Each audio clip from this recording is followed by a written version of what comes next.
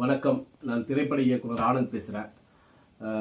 இந்த கையாலாகாத திமுக அரசு என்ன பண்ணியிருக்கு அப்படின்னா, விவசாயிகளுடைய வயித்தெரிச்சலை தான் கூட்டிகிட்டு இருக்கு.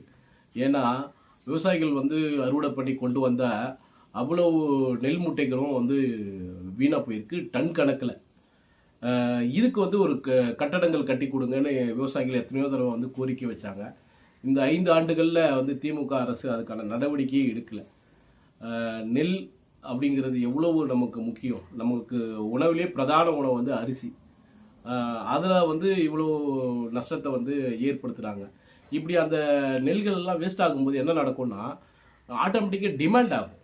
அந்த பொருள் நெல்லுக்கு டிமாண்ட் ஆகும்போது அது அரிசியாக வரும்போது விலைவாசி அதிகமாகிடும்.